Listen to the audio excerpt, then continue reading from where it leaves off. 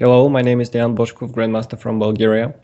Today I would like to present you one of my recent games. I play quite rarely nowadays. I don't have so much time and I have a lot of video making and stuff like that and broadcasts. So it's quite difficult for me to be well prepared for the games, but I'm still enjoying chess and I have a lot of fun.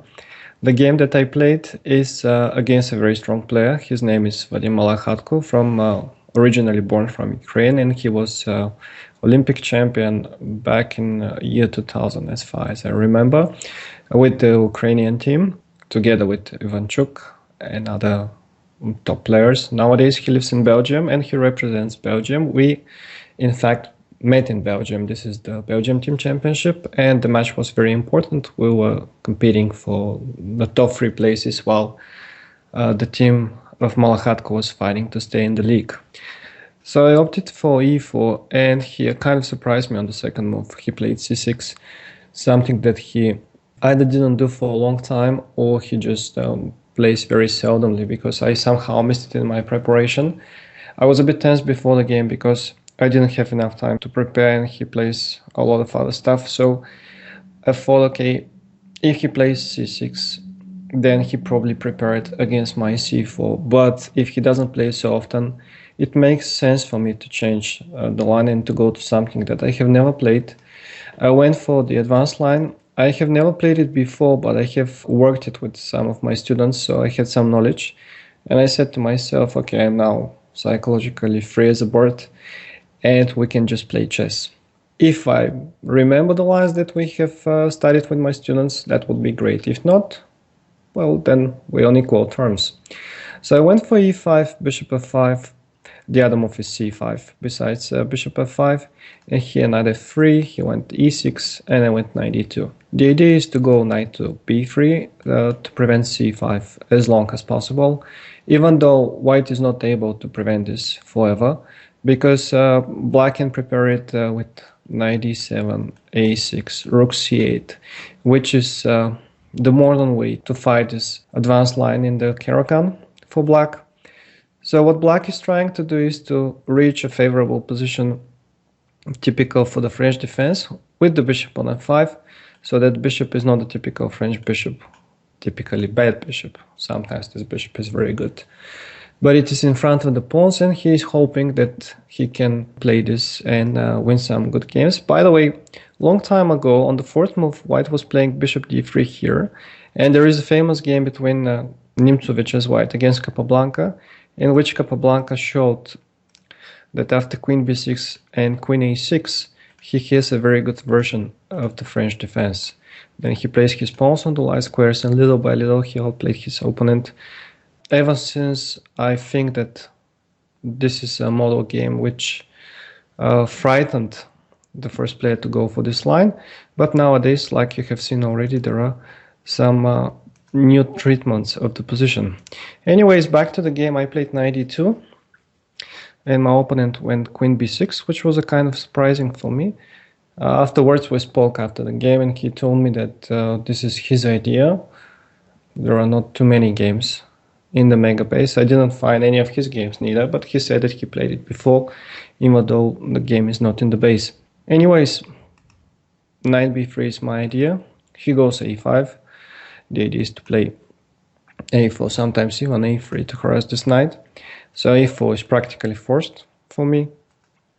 And now, somewhat surprising move, bishop b4 check.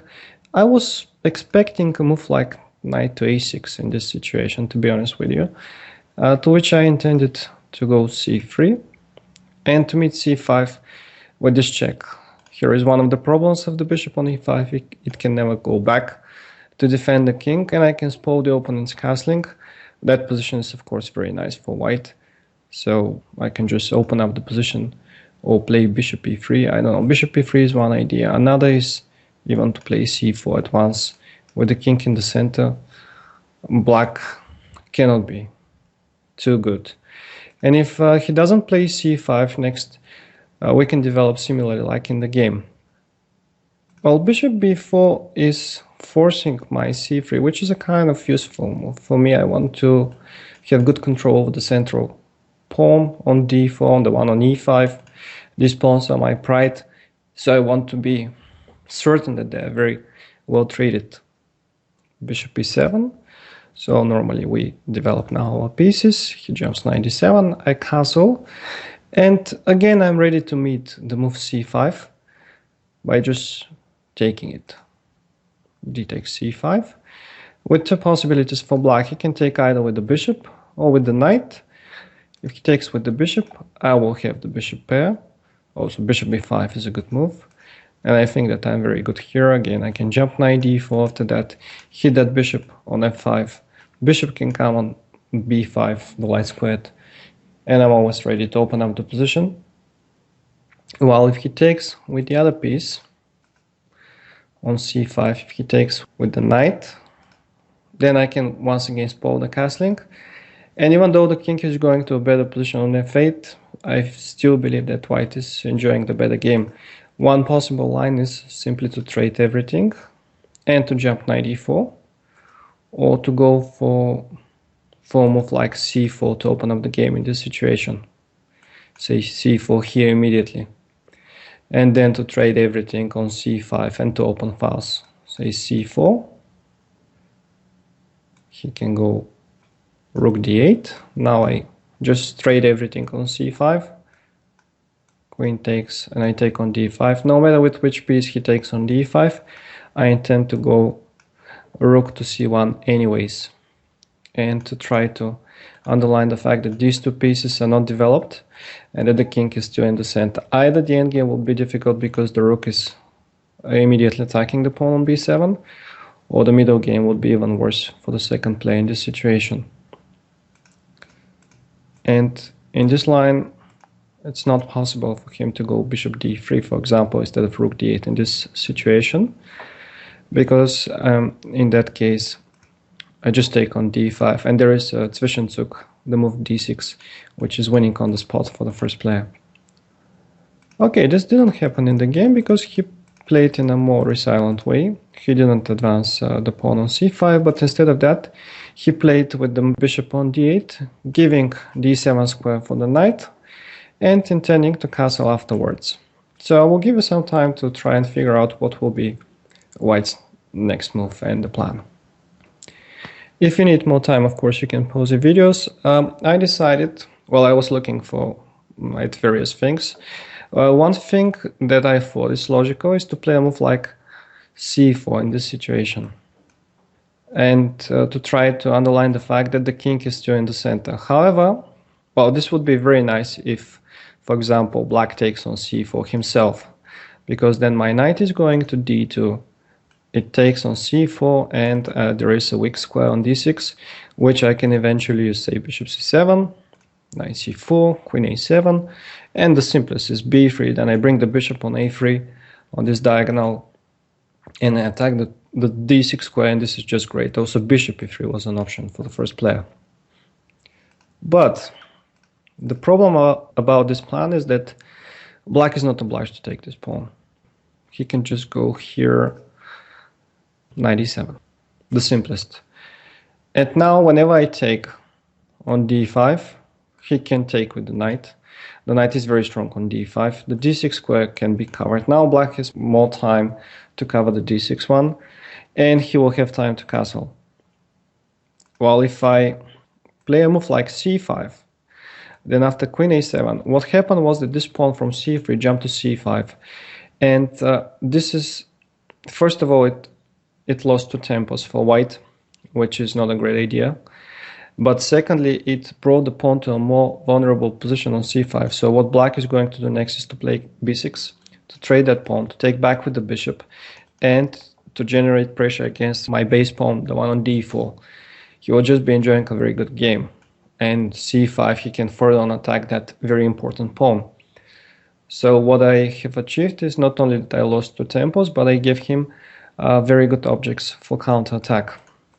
Another idea after bishop d8 for me is to go and to play bishop g5.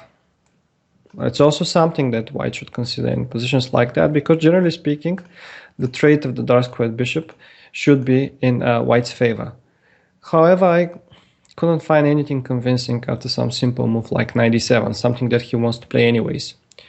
And Well, what exactly did I achieve with the bishop here? Anyways, he wants to play h6 to kick away this bishop, to give the h7 square for his bishop, and to jump with the knight on f5. So again, I'm presenting tempos for no good reason.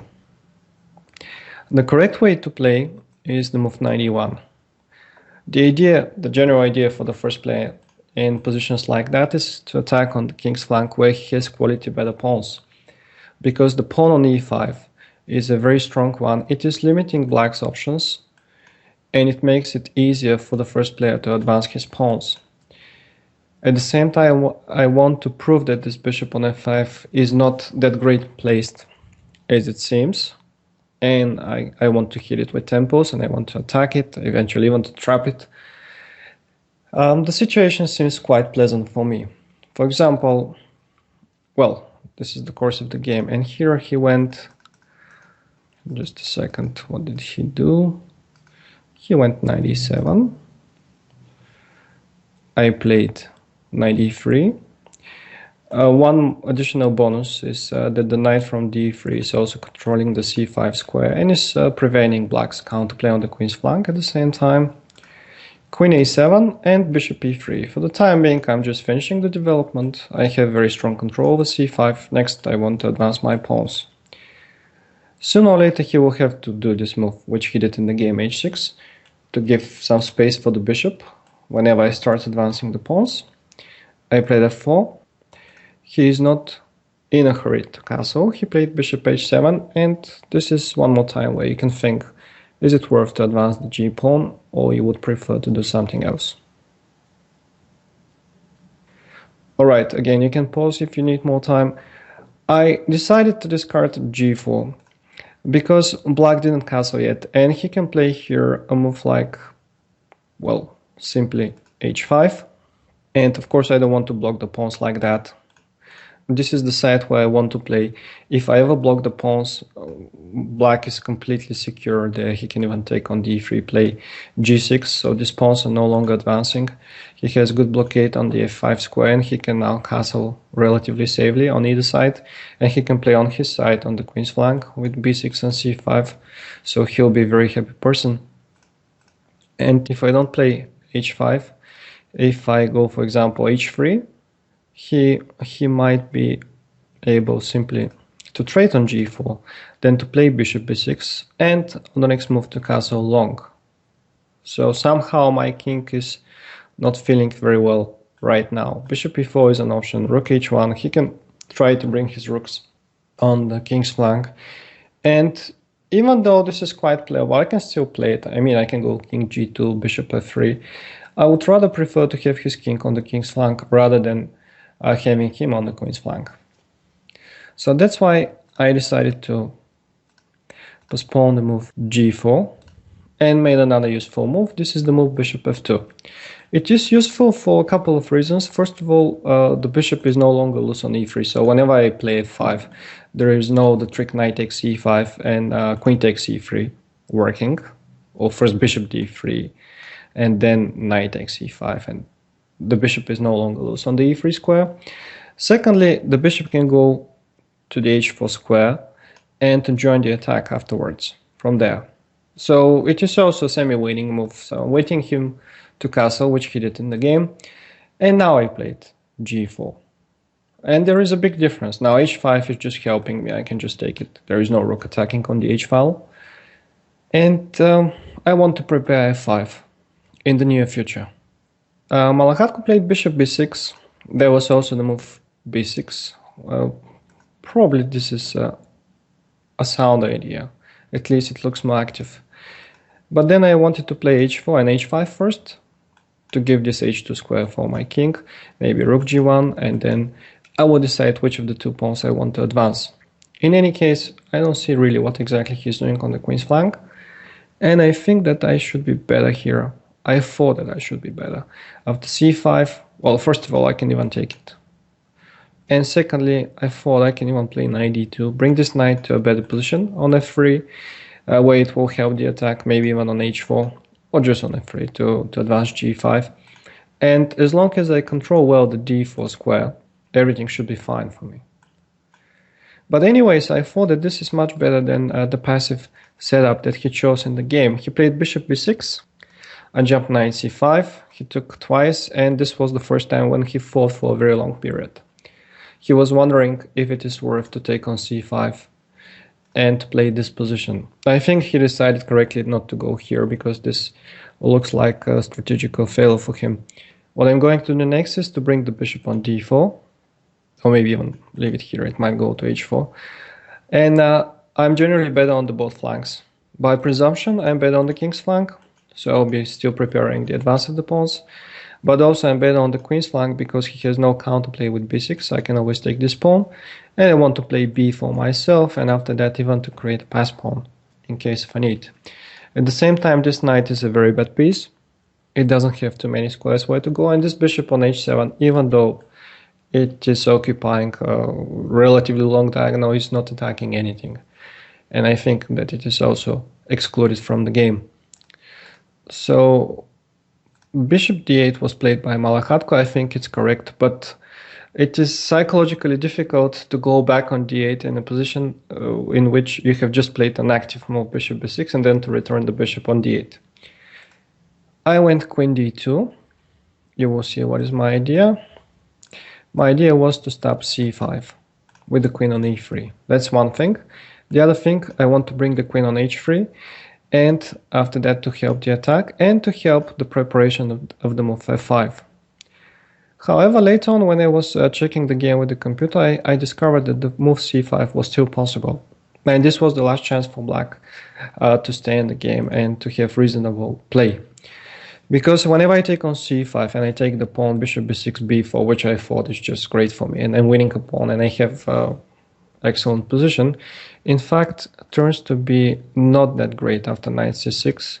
Say bishop b5, he just takes on b4, and suddenly, well, the knight on c5 is loose, and here these pieces will be under attack. If I take on b4, he takes back. Well, if I go a5, he takes, and this tricky move queen a8 is in fact giving black some counterplay. So here finally the bishop will be a good piece, say after cb4, knight e5.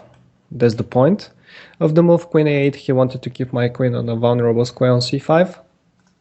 Queen a7, knight e3 check, and this is where the bishop is coming to an active position, and he wants to give some discovered checks and just to either to take the rook or to repeat the position.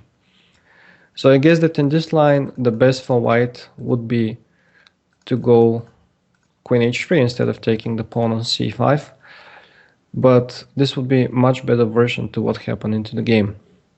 Because in the game he chose queen d7, queen h3, and now, well, first of all, if he ever takes on d3, once that I take, I'm threatening already g5, and this is one useful thing about the queen on h3.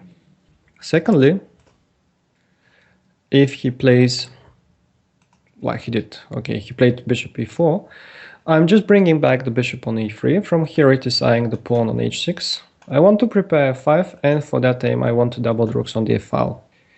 And I don't see his counterplay. For mine it's quite obvious. I just want to double the rooks and then to play f5. Not that long. Okay, on f1, not on g1.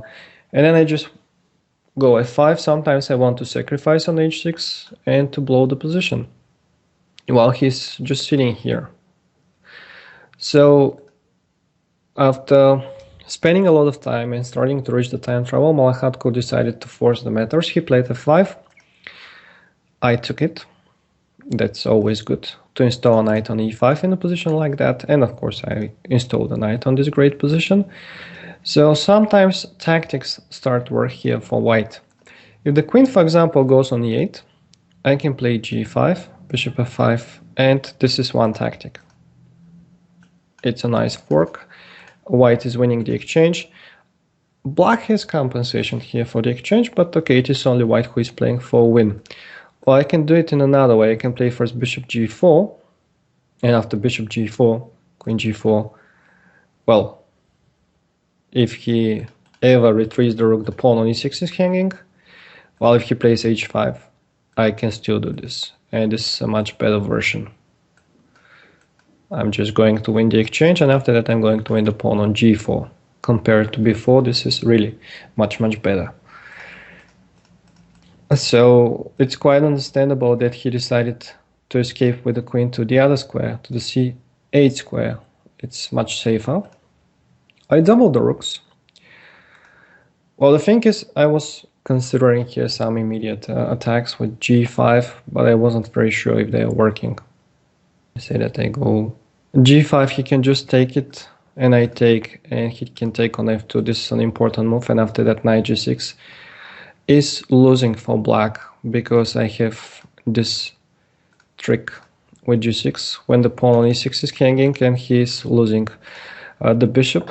But instead of playing a move like knight g6, here black has an option g6, and after that maybe bishop f5, maybe knight f5, and then try to bring this rook into the game with rook h7, or the immediate knight f5, and then somehow to bring the pieces, maybe rook e7, maybe bishop d7, c7, sorry, or just bishop e7, bishop d6. I couldn't see anything immediately decisive. Well, there is g6, but things are not so simple. So therefore I decided to keep the pressure instead of doing these things. I just double the rooks. Rook af1. I can do this whenever I want to, so let him suffer a bit. Let him sweat a bit in the time trouble, not to be certain from which side the danger is coming from. Queen g3 with the idea to play h4, and h5 was played. And he took on e5. Sorry, my idea was that if he ever takes on e5, I can take with the pawn, with the d pawn. This is very important. And whenever he goes back with the rook, I go f5. And you can see now how useful my pieces are. Next f6 is coming, and this king is going to suffer a very painful attack. I don't think that he can actually make it. Well, Malakhatko didn't go for this, knight takes c5, but instead of that he went for another move. He went for c5 in this position. He went for c5, I played queen g3 anyways, and rook f8, which is already quite inaccurate. In fact, he needed this rook on f6. I can understand that he didn't want to be standing under the temples with g5, but on the other hand, there are some other important things that happen after bishop f3 and rook takes f3. So I'm going to give you some time to figure out what are these important things and why it is much better now. Well, again, if you need more time, you can pause the videos. The answer is that I can already break in the king's flank. And the pawn is untouchable. If he takes it with the knight, the simplest is queen g4, everything is hanging. The queen is pinned, the knight is hanging, the rook is also pinned. And rook f7 is of course not possible because I just take it with my knight. A bit more difficult is if he goes here with, if he takes with the rook. Well, honestly, I just blundered that I can take on h6 because I saw another way to win the game. This is the move rook f5, knight f5, and queen g6. Attacking the knight is forced to retreat or just to take the bishop. But after this check and rook f8, mate on h8 is inevitable. The knight on g6 is also taking away the g6 square, and, which is very important, is controlling the g4 square, so I'm not countermated with queen g4 and queen g2. Malakhatko, who had less than 3 minutes here, decided to defend with the move rook to f6. There is nothing else. And now he's just losing. Rook f6 is answered, knight g4. There are too many hanging pieces, and he's losing the exchange.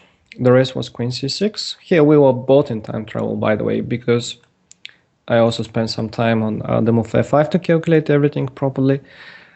Bishop takes h6 was one of the ideas that was winning, but I decided to keep the things simple, to take the exchange, and after that to trade the queens. These pawns are now too weak, so I'm going to win one of them. These moves are still made in the time trouble. The pawn is lost already, because if he ever advances it, I can even go bishop h6 and rook g7, or just to take it like that. Bishop c7 was played, rook h3. He is desperately trying to create some counterattack, but the threats are not allowing him to do this. Bishop e5, rook f2, or d4. The rest is not that difficult for the first player because this knight is hanging, and I also want to give this check to bring the bishop on h6 and to mate him, or to come from this side to mate him on the back rank. He tried his last chance, sacrificed the piece, but this is very easily won for the first player. What I don't need to allow is that the pawn goes to a3. There might be some technical problems, that's why I played rook a7, showing him that I'm first going to take that pawn, and therefore he resigned. Well, what can we say generally about this game? He was trying to make his counterplay on the queen's flank, but it seems like he was a bit too slow. White was always one step ahead, and that delay with the counterplay with c5 was actually decisive. Thank you for your attention, and see you soon.